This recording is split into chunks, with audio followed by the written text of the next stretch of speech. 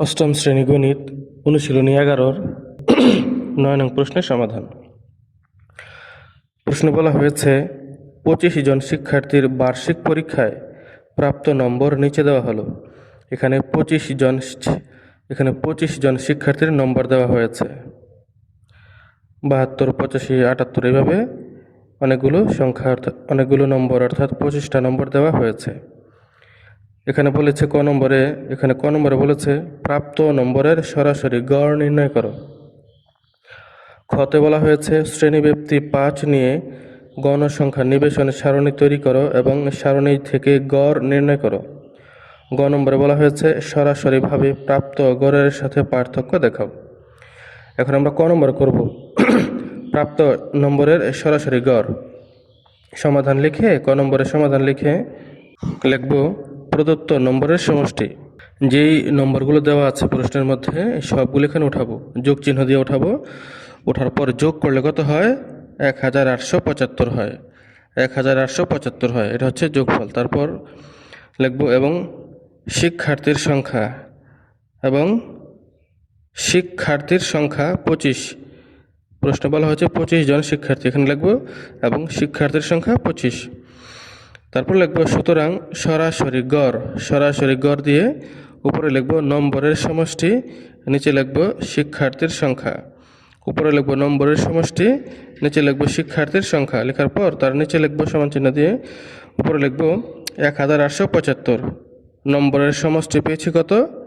1875, সেটা লিখব। তার নিচে লিখব 25, কারণ শিক্ষার্থীর সংখ্যা হচ্ছে 25। এবার 1875কে 25 দিয়ে ভাগ করব, ভাগ করলে হয় 75। ক নম্বরের উত্তর হবে 75। খ নম্বরে বলেছে শ্রেণীব্যাপ্তি 5 নিয়ে গণসংখ্যা নিবেশনের সারণী তৈরি করো এবং সারণী থেকে গড় নির্ণয় করো। তো এখন কি করব আমরা? লিখব এখানে সর্বনিম্ন মান হচ্ছে 63, সর্বনিম্ন মান 63 এবং সর্বোচ্চ মান 88 এবং সর্বোচ্চ মান 88। এই দুটি সংখ্যা আমরা এই তথ্য থেকে খুঁজে পেয়েছি। এখান থেকে খুঁজে দেখব সবচেয়ে ছোট হচ্ছে 63 এবং সবচেয়ে বড় হচ্ছে 88। লিখব সুতরাং পরিসর দিয়ে লিখব সর্বোচ্চ মান, এটা একটা সূত্র, এটা আমাদের মুখস্থ রাখা লাগবে। সুতরাং পরিসর দিয়ে লিখব সর্বোচ্চ মান মাইনাস সর্বনিম্ন মান যোগ 1, সর্বোচ্চ মান মাইনাস বিয়োগ সর্বনিম্ন মান যোগ 1, এটা একটা সূত্র, এটা মনে রাখতে হবে আমাদের। তারপর সর্বোচ্চ মান পেয়েছি কত? 88, সর্বনিম্ন মান 63 লিখব। তারপর বাহিরে যোগ 1 লিখে তারপর 88 থেকে 63 বিয়োগ করলে হয় 25, সাথে 1 যোগ থাকবে। এবার 25 আর 1 হয় 26। পরিসর পেলাম কত? 26, পরিসর পেলাম 26। শ্রেণীব্যাপ্তি 5 নিয়ে শ্রেণী সংখ্যা। প্রশ্নে বলা হয়েছে 5 শ্রেণীব্যাপ্তি নিয়ে, মানে শ্রেণী ব্যবধানটা 5 থাকবে। তাহলে শ্রেণীব্যাপ্তি 5 নিয়ে শ্রেণী সংখ্যা কীভাবে করব? এই যে আমরা 26 পেলাম, এই 26 লিখব পরে, আর শ্রেণীব্যাপ্তি 5 লিখব নিচে। দুটাকে ভাগ দিলে হয় 5.2। তাহলে শ্রেণী সংখ্যা হবে 6টি। কেন? এই যে দশমিকের বাম পাশে হচ্ছে 5, জন্য 5টি, আর যেহেতু দশমিক আসছে দশমিকের জন্য 1টি, এটা মনে রাখতে হবে। ভাগ দেওয়ার পরে দশমিকের বাম পাশে যে কয়টা থাকে ওই কয়টা নিতে হয়, আর দশমিকের জন্য 1টা নিতে হয়। তাহলে দশমিকের বাম পাশে আছে 5টি আর দশমিক রয়েছে, এই জন্য মোট 6টি। শ্রেণীর সংখ্যা হবে 6টি। এখন গণসংখ্যা নির্ণয় সারণী লিখব। লেখার পর একটি ছক আঁকব। এখানে লিখব শ্রেণীব্যাপ্তি, মধ্যমান, ট্যালি চিহ্ন, গণসংখ্যা, FI/XI। এগুলো এখন কীভাবে কী করব দেখি আমরা। শ্রেণীব্যাপ্তির যে কলাম রয়েছে এখানে কি লিখব? এখানে লিখব এই যে ঘরটার ভিতরে, বন্ধুরা আমরা তো পেয়েছি শ্রেণীর সংখ্যা 6টি, মানে 6টি সারি হবে।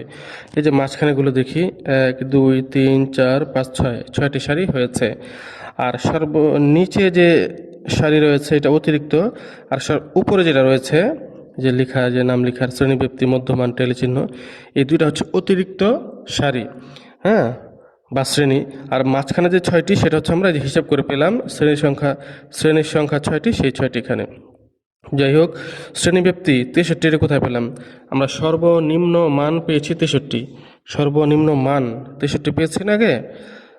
আমরা যখন পরিসর বের করলাম তখন সর্বনিম্ন মান কত? 63, অর্থাৎ এই নম্বরগুলোর মধ্যে সবচেয়ে ছোট হচ্ছে 63, এই জন্য 63 এখানে লিখলাম। তারপর 63 থেকে গণা শুরু করব। 67, 63, 64, 65, 66, 67, 63টা নিলাম কেন? 63 হচ্ছে সবচেয়ে ছোট। তারপর 67 নিলাম কেন? কারণ 63 থেকে 67 পর্যন্ত গণলে হয় মানে ব্যবধান হয় 5 ব্যবধান, অর্থাৎ 63 থেকে 67 পর্যন্ত যেতে আমার 5 বার লাগে, 5টি ঘর অতিক্রম করতে হয়, 5 ব্যবধান। আর প্রশ্নের মধ্যে বলেছে যে 5 শ্রেণীব্যাপ্তি থাকতে হবে, এই জন্য 63 থেকে 67 পর্যন্ত গেলাম। তারপর 68 থেকে 72, 73 থেকে 77, 78 থেকে 82, 83 থেকে 87, 88 থেকে 92, এভাবে করেছি।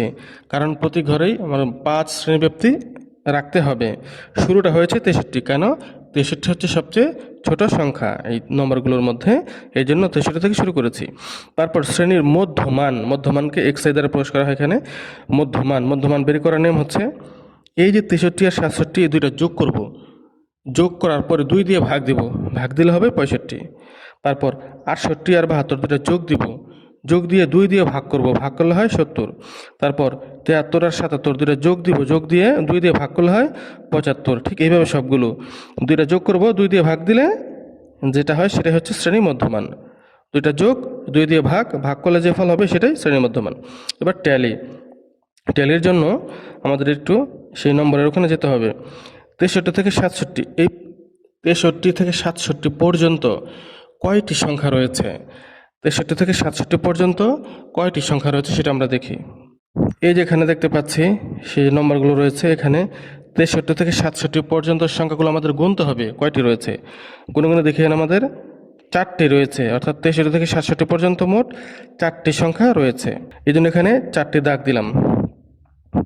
তারপর 68 থেকে 72 পর্যন্ত কয়টি সংখ্যা রয়েছে সেটা আমরা খুঁজে বের করব। এই যে দেখি এখানে 68 থেকে 72 পর্যন্ত মোট 5টি সংখ্যা রয়েছে, 5টি। এই যেখানে 4টি দাগ দিয়ে একটি কোনাকুনি দাগ দিলাম, 5টি হয়ে গেল।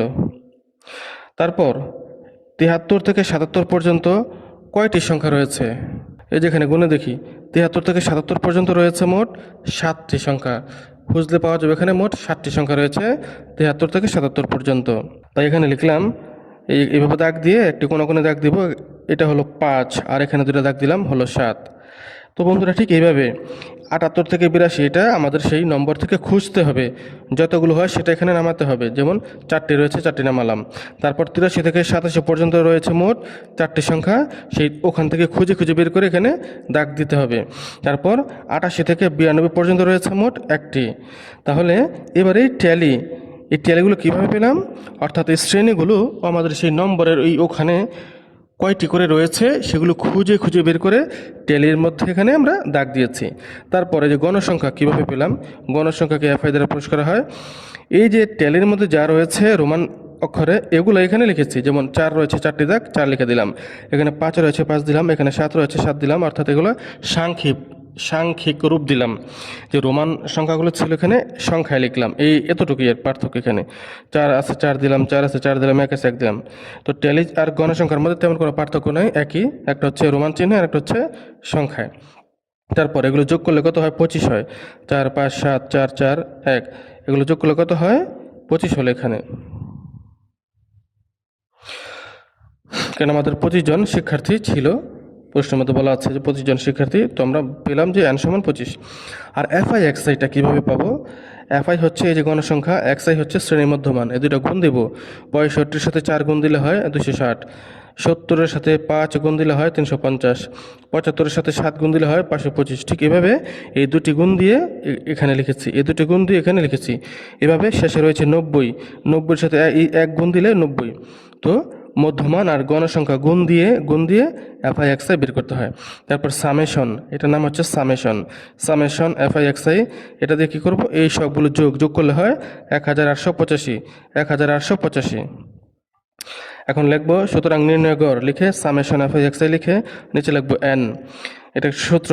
তারপর কি করব? সামেশন এফআই এক্সআই এর জায়গায় মান লিখবো, 1885 লিখবো, আর নিচে হচ্ছে n এর মান হচ্ছে 25 লিখবো। লেখার পর এই দুটো ভাগ করব, ভাগ দিলে কত হয়? 1885-কে 25 দ্বারা ভাগ করলে হয় 75.4। 75.4, উত্তর হবে 75.4। এটাই হচ্ছে খ নম্বরের উত্তর। গ নম্বরে বলা হয়েছে সরাসরিভাবে প্রাপ্ত গড়ের সাথে পার্থক্য দেখাও। সরাসরিভাবে প্রাপ্ত গড়ের সাথে পার্থক্য, আমরা সরাসরিভাবে পেয়েছিলাম যেটা সেটার সাথে পার্থক্য করব। এখন আমরা এই যে সারণী থেকে যে গড় পেলাম 75.4 সেটা লিখলাম, আর সরাসরি গড় যেটা ক নম্বরে পেয়েছিলাম 75, ক নম্বরে পেয়েছিলাম 75, আর এই খ নম্বরে পেলাম 75.5। তাহলে এটা বিয়োগ করব, বিয়োগ করলে কত হয়? 0.4, 0.4। এটা হবে উত্তর। গ নম্বরের উত্তর এতটুকুই, 0.4।